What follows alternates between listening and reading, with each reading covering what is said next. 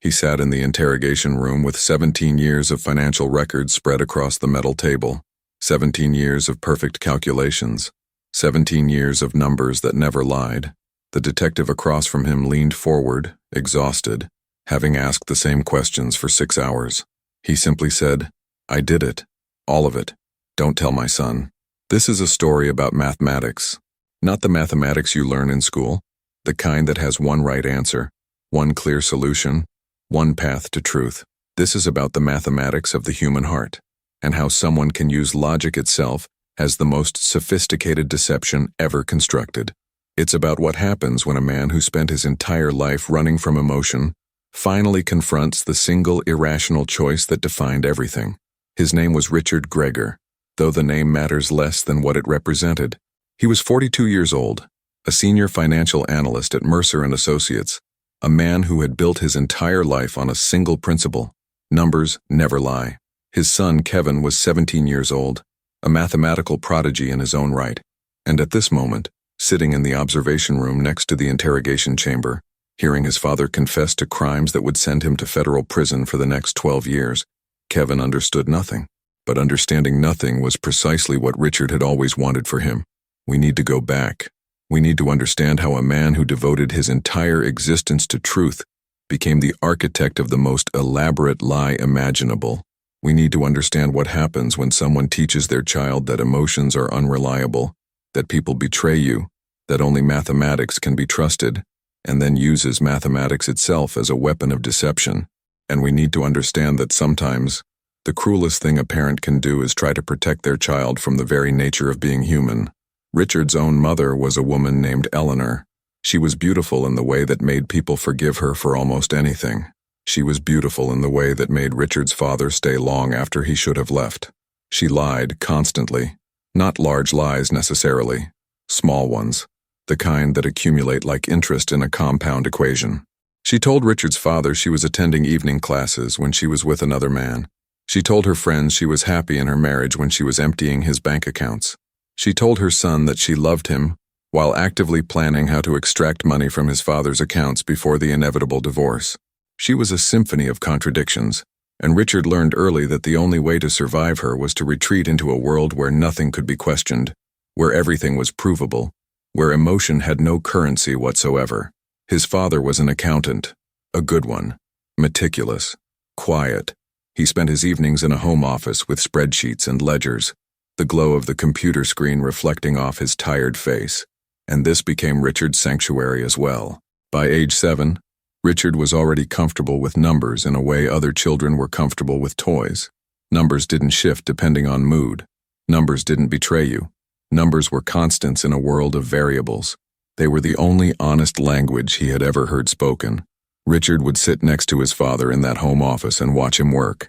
He would study the man's face, the absence of expression, the methodical way his fingers moved across the keyboard, the way he never seemed to feel anything as the numbers accumulated on the screen.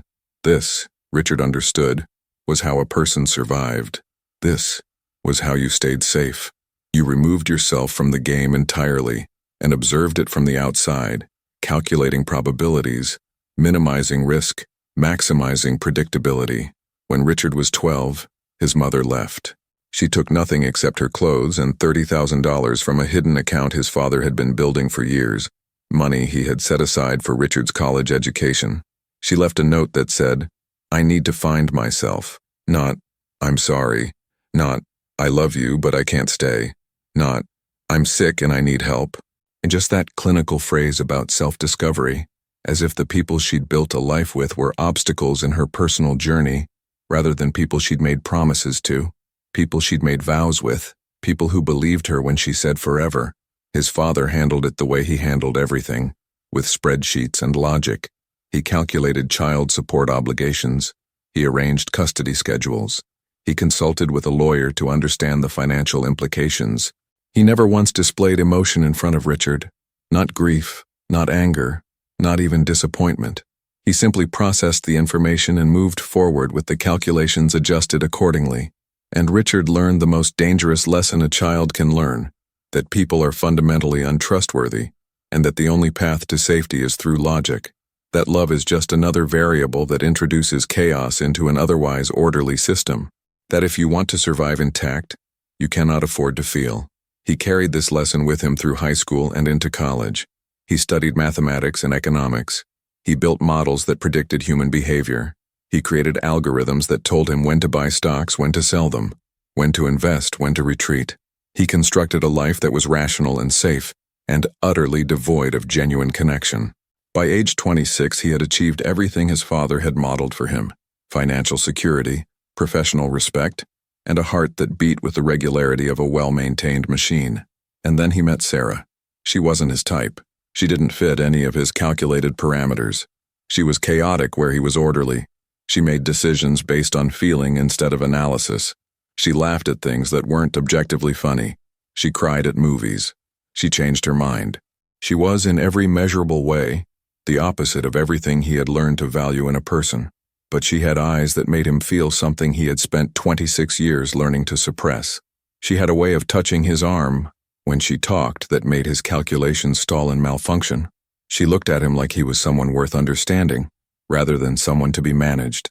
And Richard, trained since childhood to avoid all variables that might introduce instability into his life, fell in love with her completely and irrationally. When Kevin was born, Richard's own son, born to a woman named Sarah who seemed different, who seemed safe, who seemed like she might finally understand the value of constancy, Richard made a decision. He would raise this child differently than he had been raised.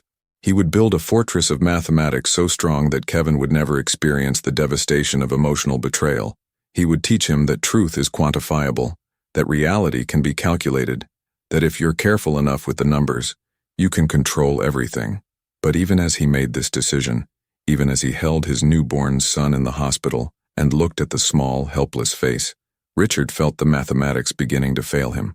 Because love for a child isn't a rational emotion. It's primal. It's terrifying. It's the complete and utter surrender of control to someone else's welfare. And Richard was not prepared for that. He was not equipped for it. He had spent his entire life learning to never be prepared, to never need another person, to never surrender control. Kevin's first word wasn't mama or dada. It was a number, 2. He was pointing at his fingers, understanding that they could be counted, categorized, understood. Richard considered this a profound validation of his entire life philosophy. Look, he told himself, the child already understands. Numbers are the language. We will speak this language together, and we will be safe. By age 4, Kevin could multiply 2-digit numbers in his head. By age 8, he was working through geometry theorems designed for high schoolers. By age 12, he had finished the entire calculus curriculum and was reading advanced statistics papers for pleasure. He studied them the way other children studied comic books, tracing the proofs with his finger, understanding not just the what, but the why of mathematical beauty. Richard watched his son with something that might have been pride, but which was actually something darker, a sense of confirmation that his entire approach to life had been correct. Logic over emotion, calculation over intuition, truth through mathematics. See? His mind kept saying. See? This is how you survive. This is how you build something unbreakable. But beneath that confirmation, there was something else Richard refused to acknowledge. A small, persistent doubt that grew like a fracture in a wall. The suspicion that he had built his walls so high that nothing could get in, but also nothing could get out. The fear that his son, locked inside this fortress of numbers, was becoming as isolated and frightened as he was. When Kevin was 4 years old, Sarah left. She didn't leave a note like Eleanor had. She left in the middle of the night, taking only what she could carry, leaving behind a 5-year-old boy and a husband who had built his entire life on the assumption that if you just removed the variables of human emotion, you could guarantee stability. She left because she realized, finally, that Richard had built a prison and invited her to live in it, and that the walls were getting higher every day. Richard told Kevin, "Your mother was illogical. She made a choice based on feeling, rather than reason. She prioritized her emotions over her responsibilities. This is what happens when you trust emotions.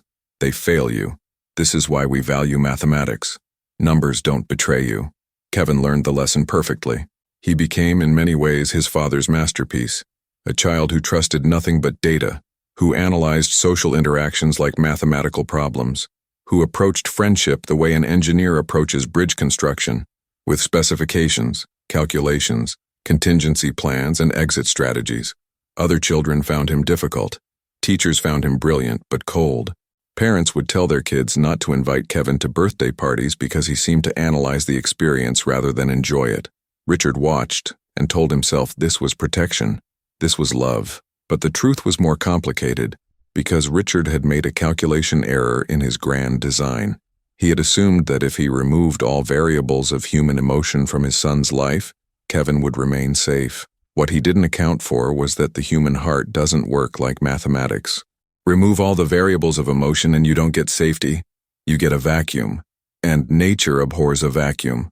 For 13 years, Richard managed to maintain the illusion. He was a good provider.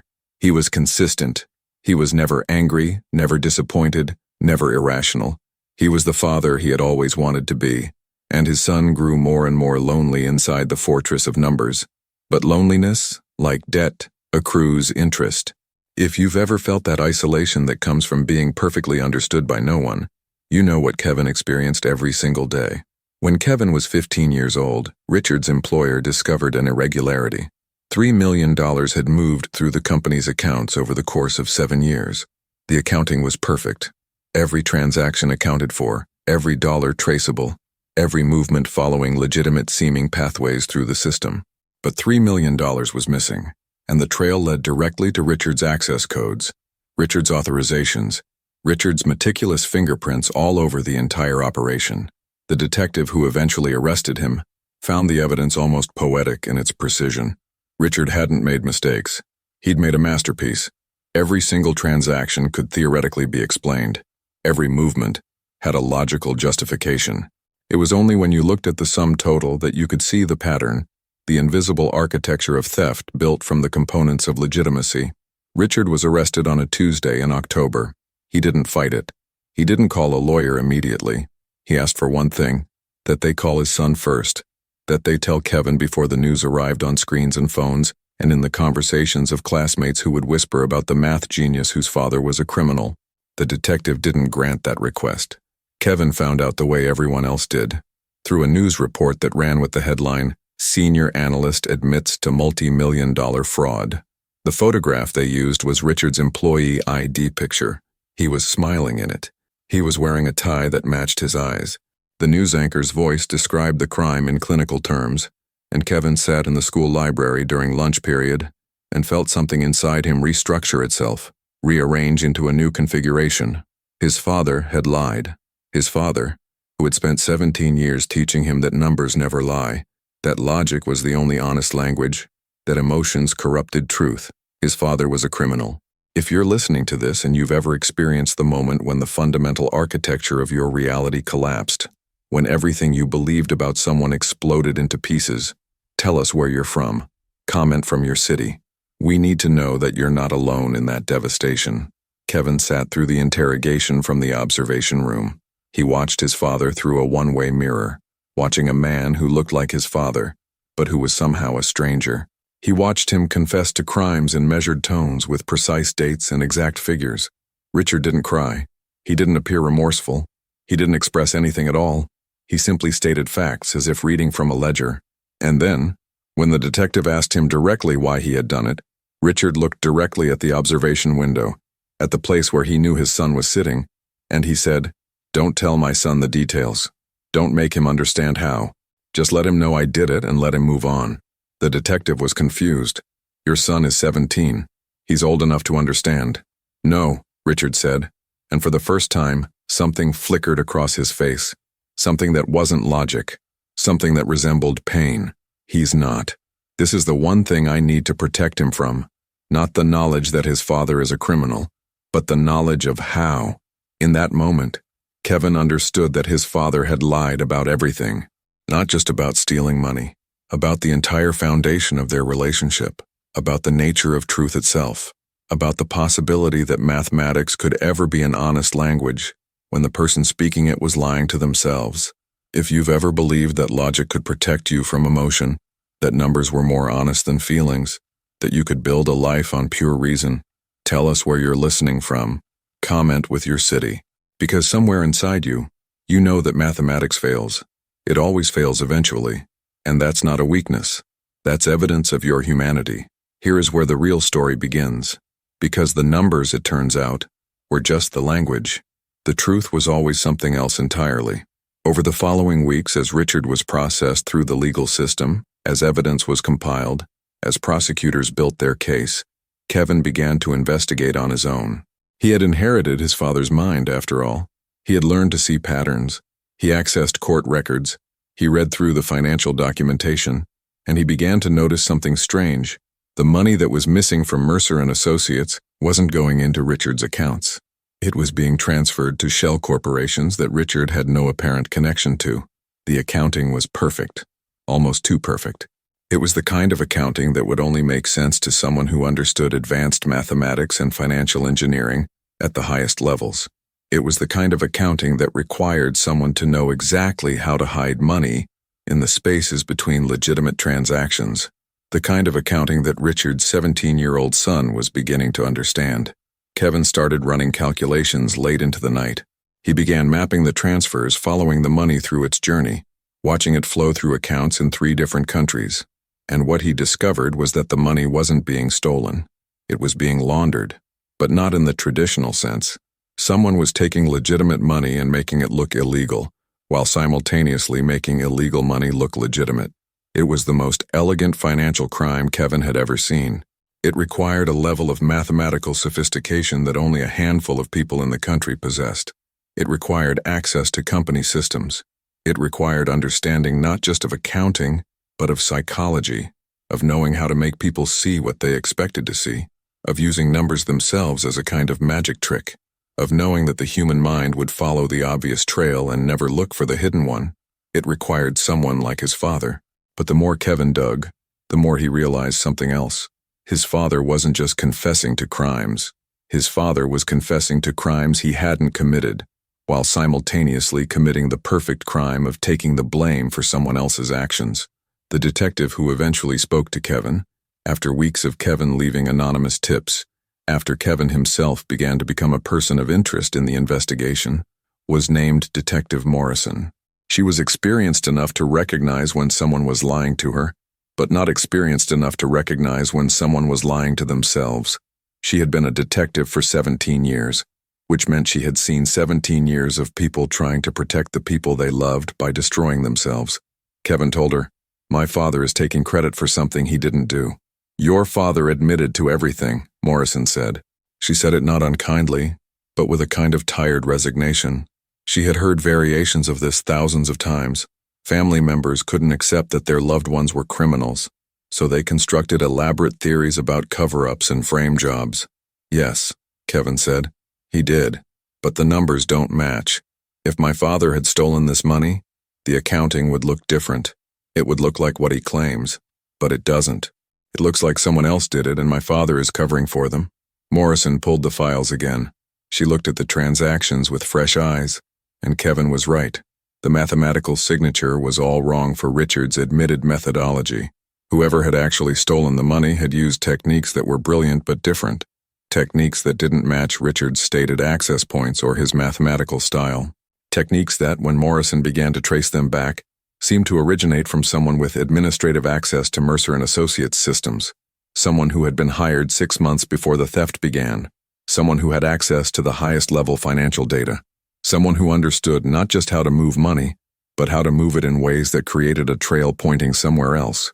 Someone who, when they ran a background check, appeared to have no criminal history, no red flags, and absolutely no reason to commit this crime. Except for one thing.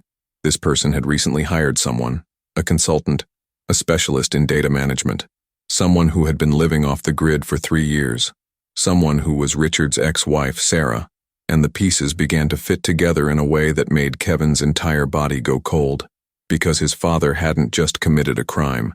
His father had committed a crime to cover up for someone he loved. His father had done the one thing he had always taught Kevin never to do. He had made a decision based entirely on emotion rather than logic. Have you ever discovered that the person protecting you was also deceiving you? That they made choices for you without your consent, even with the best intentions? Tell us where you are. Comment from your city. We need to hear from you. Sarah had come back to Richard 8 years earlier. Not dramatically, just a phone call. Just a voice saying, "I made a mistake. I want to know my son." She had called him at work, and Richard had taken the call in a conference room, his colleagues pretending not to listen while they all listened intently. And Richard, who had spent years teaching Kevin that emotions corrupted logic, had made a decision based entirely on emotion. He had allowed Sarah back into their lives. He had told himself it was for Kevin. But Kevin, with his mathematical mind, had always known the truth. His father had allowed Sarah back because his father still loved her. His father had built his entire life around rejecting emotion as a source of truth. And then, when Sarah reappeared, he had made the least logical decision possible. Over the 8 years that followed, Sarah had become part of their lives again. She saw Kevin on weekends. She helped with homework sometimes. She and Richard never reconciled. They maintained an awkward, distant friendship, but Sarah was present, and Richard to Kevin seemed less alone than he had before, less like a man living in a fortress and more like a man who had opened a window. What Kevin didn't know was that Sarah had come back for a reason, that she had spent the 3 years she was away learning skills, that she had learned financial engineering, that she had learned how to hide money, that she had learned these skills because someone wanted her to learn them, someone who wanted to use her to steal from the company where Richard worked, someone who wanted Richard to take the fall for it. The question was why? Why would Sarah do this to the man who loved her? Why would she orchestrate his destruction? And the answer became clear when Kevin finally looked at the dates and the pattern. When Sarah came back into their lives, Richard's financial problems became acute, not because he had lost money, but because he had spent it, years of it, on a woman who claimed to want reconciliation, but who was actually rebuilding her life, learning new skills, meeting new people, establishing a network of connections that would eventually be used to frame her ex-husband for crimes he didn't commit. Years of him funding a life that was designed to eventually destroy him. Kevin sat across from Detective Morrison in a cafe near the police station.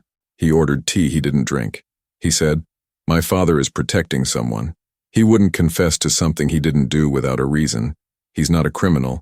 He's a coward in love." "Why would he protect someone who did this to him?" Morrison asked. And Kevin, with the mathematical precision that was his inheritance, gave the answer. "Because he loves her. He has always loved her. He's always been illogical about that one thing, and she used that love to set him up perfectly." But here is where the story becomes what it truly is. Here is where the numbers themselves begin to lie. Because what Kevin didn't know, what Kevin still doesn't know, not completely, is the complete truth. Richard, in his interrogation, when he asked the detective not to tell Kevin how the crime was committed, wasn't protecting him from the knowledge of theft. He was protecting him from a memory that had been locked away in both of their minds for so long that it had calcified into something that felt like mathematics instead of trauma. When Kevin was 5 years old, shortly before Sarah left, something happened. An event so small that a child might not remember it with accuracy. A moment where Kevin found his father's gun, locked in a safe, but a 5-year-old with a mathematical mind could access it because 5-year-olds don't understand consequences. They only understand patterns, and the safe style was a pattern. A moment where Kevin, playing with numbers and patterns the way children do, began to manipulate the dial. Click, click, click, listening for the sounds of the mechanism inside, understanding intuitively that there was a sequence, a code, a mathematical solution to every lock. The safe opened. The gun fell. It discharged. It struck Sarah in the leg.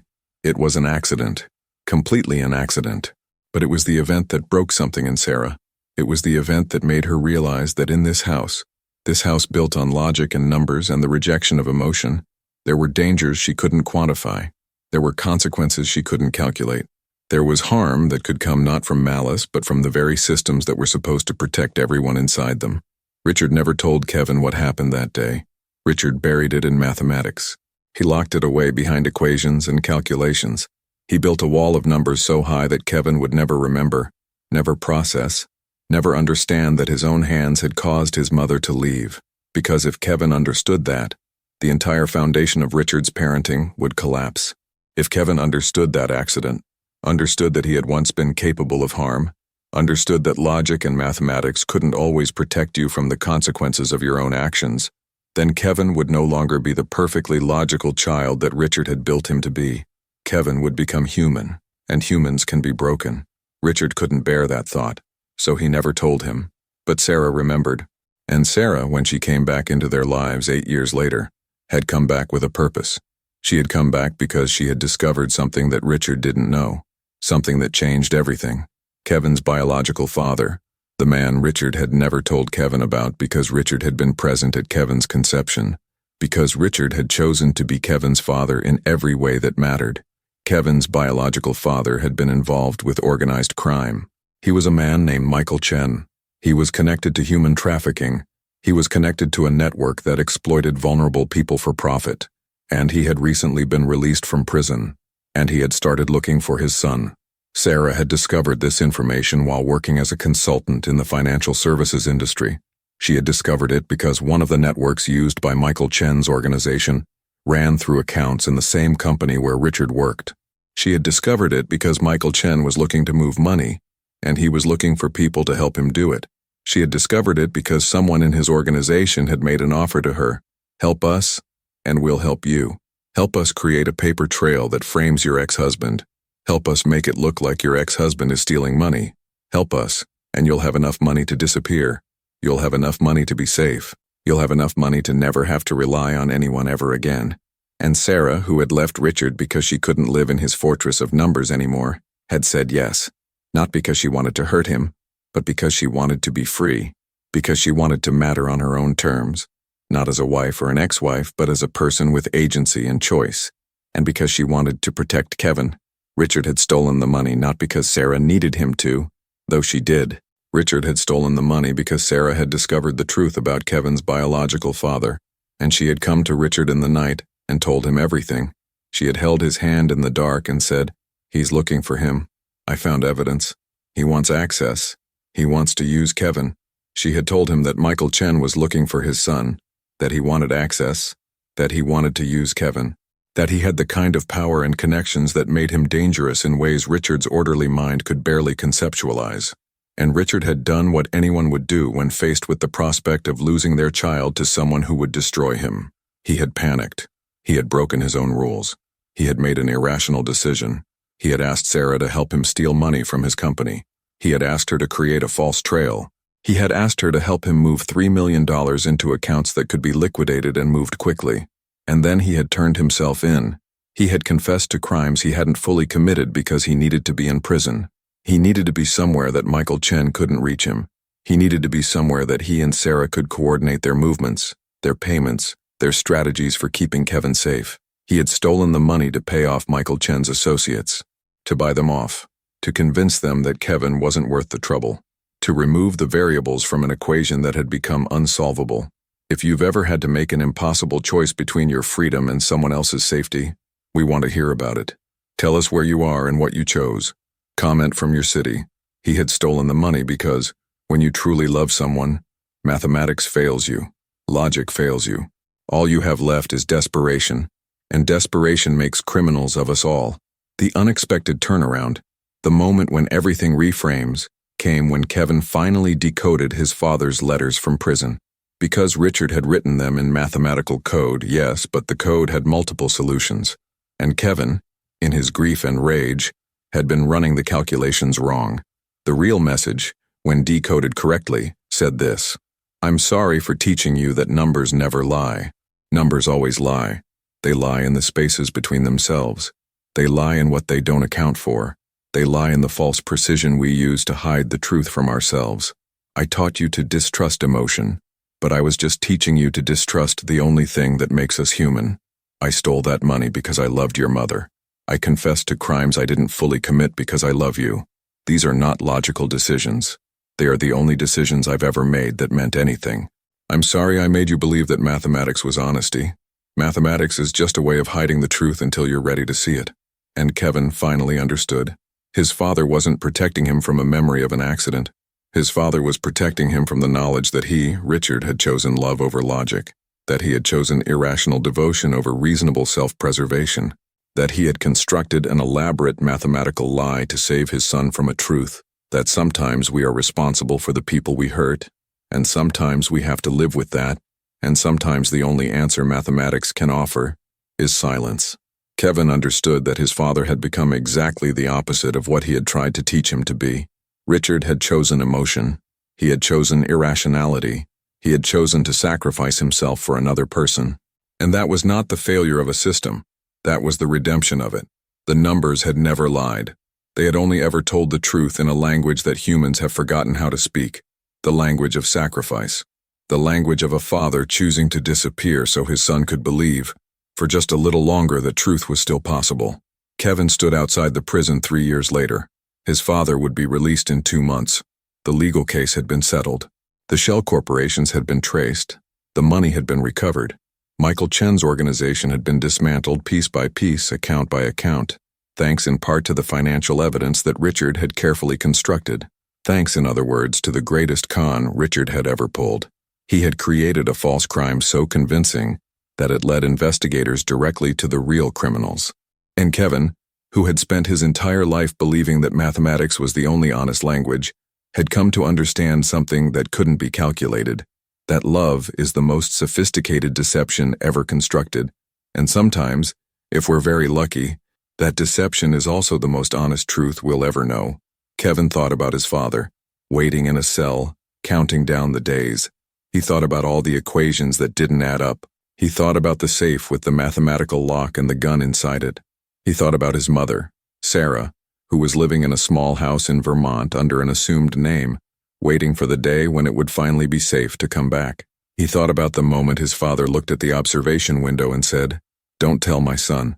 And he realized that his father hadn't been protecting him from knowledge. His father had been protecting him from understanding that love and mathematics are not opposites. Love is the most advanced form of mathematics there is. It's the equation that has no solution, and yet you solve for it anyway. You sacrifice for it. You break your own rules for it. You become something other than what you always thought you were. His father had spent 17 years teaching him that numbers never lie. His father had spent one night proving that the greatest truth is always told in contradiction. And Kevin, finally ready to understand, walked toward the prison gates to meet his father. He carried with him no equations, no calculations, no predictions about what would happen next. For the first time in his life, Kevin Gregor walked forward into the unknown, trusting not in mathematics, but in something far more dangerous. He trusted in love. Where are you listening from? Tell us your city. Tell us about a moment when you had to choose between what was rational and what was necessary. Tell us about the time love made you a criminal in your own mind. We're listening from around the world, and we need to know that you understand this, that you've felt this, that somewhere in your own life you've discovered that numbers never tell the whole story. Comment from wherever you are.